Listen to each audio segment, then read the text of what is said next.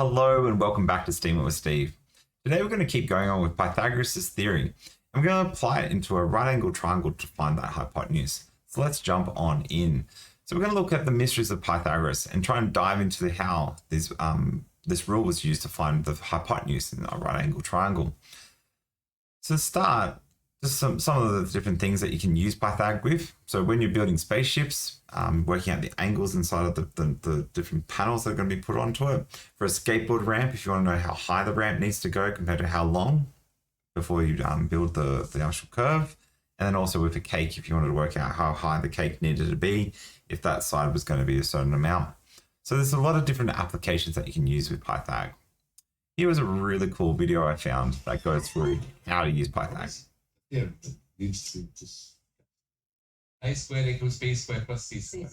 yeah, it's the Some of the square. sum of the two squares equals sum of the hypotenuse. Yeah, Exactly. That And you can big see one should go into the other two. so you can see here the yellow, that's the triangle. These are its two sides. And these are the squares of the two sides. They're literally geometrically expressed as squares rather than just mathematically as that would say x. It's just not x squared. It's literally square there. And it's y squared.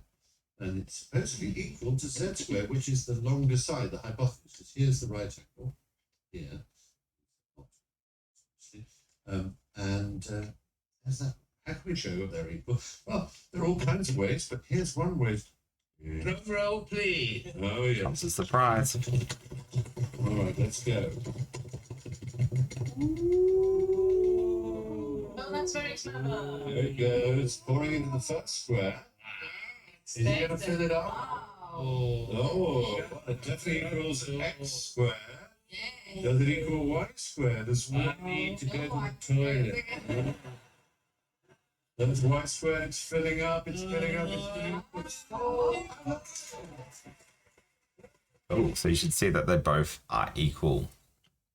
So the learning intentions for today is we're going to revise what square numbers are, find the longest side on a hypotenuse for a right angle triangle, understand what surds are, and then also navigate the world of exact versus approximate values. So with a hypotenuse, we should be able to identify that. If we look at this triangle opposite the right angle, the AC is the distance, which we call the hypotenuse. And then we should remember Pythagoras' theorem by now as well. So we're going to use h squared is equal to a squared plus b squared. So the first question I have is, what is a squared number? So a squared number is pretty simple. It's basically whatever the number is times itself. So you basically times it once by itself. So for this, and the cool part is it literally makes a square when you times it by itself. So if you had these different sides, we've got a 1 side, a 2 side, a 3 side, a 4 side, and then also a 5-sided square. If we go through and square it, a 1 by 1, that's pretty simple. 1 times 1, and then that just gives you 1. So 1 squared is the one unique case where when you square the number, it equals itself. 2 is a little different. So when you do 2 squared, you'll have 2 times 2, which then gives you 4. And then 3 squared is when you do 3 times 3. So you do 3 with the little 2 at the top, and then that equals 9. And then 4 squared is when you do 4 times 4. This gets a little bit bigger. So then we get all the way up to 16. So 4 times 4 is 16. And then 5 is the last one I've got here. And then basically do 5 times 5. And that should give you the 25 little squares. Now what you should notice is whatever the side length is, it always makes a 2D square when you come through and square that number. And that goes all the way up to 100 as well, 1,000, billion, all that type of stuff. So we're dealing with a second dimension whenever we're squaring something. So why don't you pause the video, have a go at trying to do these little challenge questions. Awesome. So I'm just going to quickly do these in Excel. Do them along with you. So first of all, 1A. 3 times 3 is 9. And that. Then we're going B. 5 times 5, that's an easy one. That's 25. C is 144. E. I'm going to cheat here. I'm going to go equals 2 to the power of 2 plus 4 to 20. F, same again, equals 3 to the power 2 plus 7 to the power 2, 58. G equals 6 to the power 2 plus 11 to the power 2. Now we're up to 2, A. So we're going to determine if these are true. So I'm going to say, let's go, we'll go left-hand side, right-hand side, go A. So this equals 4 plus 9. And equals 4, 2. So nope. How do we do compare? Will this work?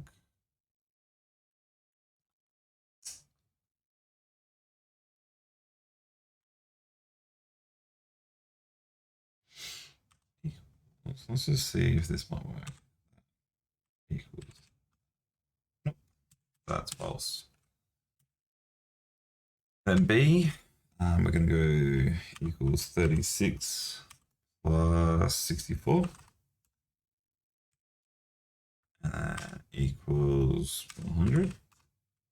And then I'm going to go check to see if this equals this. Nope.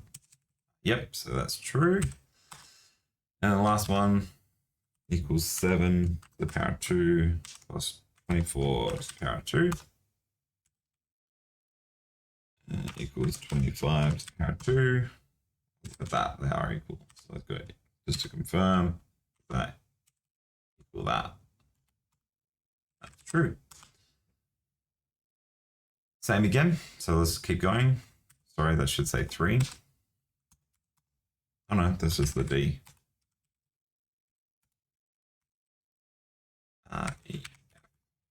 So we're going to go equals 5 to the power 2 minus 3 to the power 2. This is 16. Equals 4 to the power 2. Yep.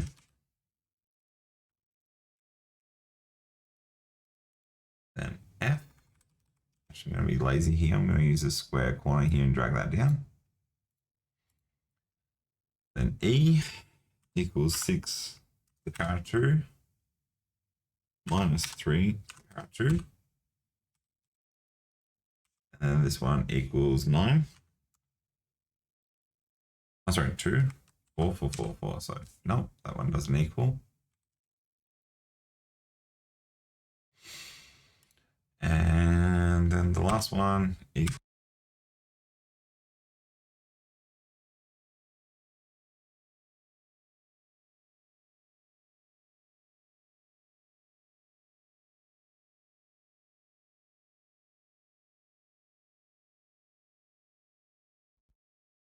Pythagoras Theorem. So we're going to have a look at this. So if we had the values 6 and 8, we should start picking up Pythagorean triplets. So if we doubled the 3, 4, 5 triangle, you should see that that looks very similar there. So if we want to substitute values in just to confirm that they do equal, what we can do is we can put the 10 in where the hypotenuse is, and then the 6 and the 8 for the A and the B. So this gives us 10 squared is equal to 8 squared plus 6 squared. And then we solve it. So we've got these different squares here. So 6 squared is 36, 8 squared is 64, and then 10 squared equals the 100.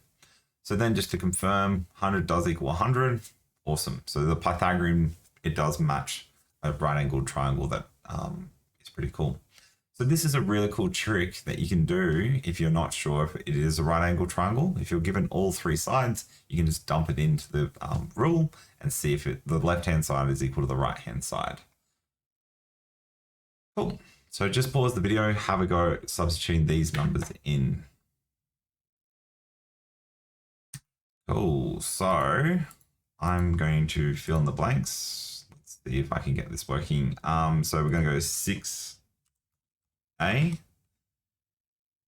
I'm going to go 4 to the power 2.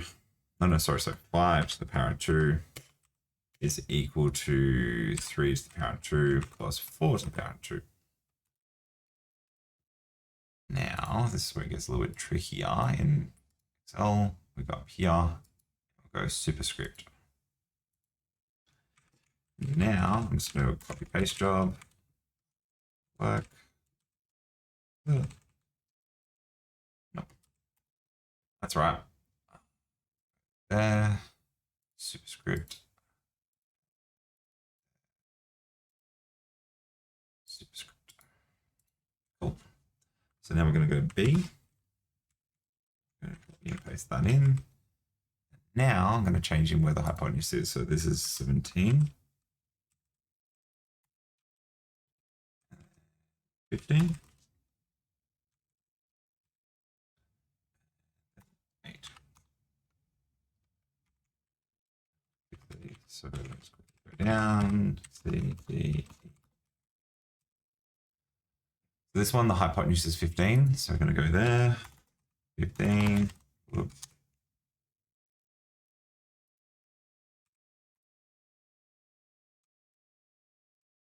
Is equal to 12. 9. Whoop, that didn't work.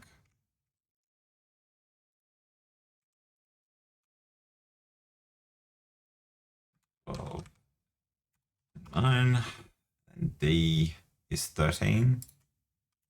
We go 13. 12. 5. E is then 41. Work. Let's go delete 4. 40. It's 9. And this guy here, a little bit trickier. This is 66.5. 6.5. 6. And 2.5. Cool. Done. So when we look at Pythagoras' theorem, he made up this really cool concept, like way before computers existed, no technology, and just found this really unique insight. So we're going to look at how we apply Pythagoras when we don't know the hypotenuse. So first of all, we need to work out what's the opposite of squaring a number. And hopefully you understand when you square a number, you're basically doing 3 times 3, gives you the 9. So the opposite is when you square root the number. So basically we put this little heart tick, that's the way I think of it. So down and up and across, and then that represents a square root of 9. So basically you're thinking of a number times itself is equal to the thing that's underneath the square root symbol, which in this case is 9. So 3 is 3 times 3 does equal the 9. Cool. So I always think of, personally, I like visualizing a square with that many dots inside of it. So it's got the 9 dots, and then you're basically working backwards. It's really useful to learn all these off by heart. So 1, 2, 3, 4, 5, 6, 7, 8, 9, 10, and the squared number equivalent of it. So 1, 4, 9, 16, 25, 60, 36, 49, 64, 81, and 100. Now, if you have a number like the square root, I don't know, of 70, you would understand that it's going to be 8 something because it's going to be in between these two numbers here. If you had the square root of 30, like I said, it's going to be somewhere between 6 and 5, so it's going to be 5 point something. And yeah, that ability to understand that the square root of not fixed numbers like this will help with the next part we're about to do. So a quick little example, 6, 8, we already know this triangle, so you should know that the side's going to be 10. So we're just going to unpackage and show you exactly the setting out that you need to do for your exam. So the first step is you always write the rule that you're going to use. So we would write h squared is equal to a squared plus b squared. We then fill in the blanks. So 8 squared plus 6 squared, right? And then, so that equals 64 plus 36, which equals 100. And therefore h is equal to the square root of 100. We then get is equal to 10. And that's it. So the length of that side would have been 10 units long. So a common question that you ask when you do this is what are surds? So surds are basically square rooted numbers, but they're square rooted numbers that don't make integers. So if you can solve a square root, that does not mean it's a surd. A surd is a thing called an irrational number, which means it goes on and on and on forever. So for example, if we do the square root of 2, you type that in your calculators, you'll get something like this. So it equals 1.4142135, which is pretty cool. That's somewhat decent approximation, but you should notice there's the dots at the end. This means that this number goes on forever to the infinity. Whereas if we do the square root of 4, that's just 2. So as this thing on the left here is a surd because it's irrational, goes on forever, where this is not a surd because it just solves itself and you can get 2. So just to prove to you, I typed into Python a bit of code. I think I'd asked it to go the 600 decimal place. This is what square root of 2 is approximated to. Now that's pretty overwhelming. What you'll see, there's no patterns that are repeating inside of this. This number goes on and on and on and on forever. So you notice down the bottom here, I still have the dots. That means that this is not an irrational number and it goes on and on and on. So when we ask for the exact value, it's better to use root 2 because that is exactly what the value is. This number here, even if you round it to the 100th decimal place, which is probably about halfway down here, okay, that is still the approximate value of it, which is really important as mathematicians. So when we can say, if it asks for the absolute value, it does help to have it. It's like that. So the first one, is this a surd? Absolutely yes. Next one, no. Yes, no, no, yes, no, yes, yes, and then a no at the end. Hopefully that's making sense. So why is this important for Pythagoras? Well, if your answer is a surd, the result is an approximate, and it's always rounded to 2 decimal places. So we'll use the approximate value symbol, which looks like this. So it's 2 nice little wavy signs. So it looks like the equal sign, but it's got the approximate thing in it. So in this example here, we're going to go through a 9 and a 7. Apply it. So we've got a squared equals a squared plus b squared. We jam in the 2 values that we know. So we know it's 9 and 7. So this is going to equal 81, 49 over here. So 49 for the 7, 81 for the 9. We then now can work out the area of the big side by adding 81 plus 49. That gives us 130. So therefore h is equal to the square root of 130. That is its exact value. And if we want to approximate to work out a rough measurement, we can then do the square root of that, which equals approximately 11.4. And notice that I put a 0 there because that's what it would be to 2 decimal places. Have a pause of the video and see if you can do exactly that same writing out now. Awesome. So the first step you must always do is write the rule. This is so that you're getting your brain in the sense of what needs to happen. I've talked about this in class, how you have 5 senses and you have 3 that you can use with math. So you can't taste or smell math, but you can hear it, you can see it, and then you can feel it. If you're not writing this out, you're limiting yourself by 1/3 of your senses. So the first rule that we always do is we write this so that our brain doesn't have to get overloaded. Then we fill in the blanks of what we know. So we know there's a 5 and an 11. So we're going to put those in as the sides. So 11 and 5. So 11 squared then gives you the 121, and then 5 squared gives you 25. We then now can work out the blue area, which is 146, by adding those 2 together. Now to finish this, to find the actual side of the triangle, we must square root it. So we've got to square root the 146, and we're left with approximately 12.08. Cool. So a quick little recap. You should understand that square numbers are the number times itself. Surds are not integers, so they're the irrational numbers that go on and on forever. And h squared equals a squared plus b squared. We also understand that Pythagoras' theorem shows this relationship between the longest side and the other 2 sides. There is the homework. Have a go. There's some challenge questions at the end there. And yeah, get into it. The more you practice this, the easier the homework will become, because hopefully you'll start picking up the pattern of how Pythagoras worked through this. So that's it for me. Hope you've enjoyed this. If you did enjoy, please give a like and subscribe down below, as this does help with the YouTube algorithm. Thank you very much. See you next time on Steam It with Steve. Adios.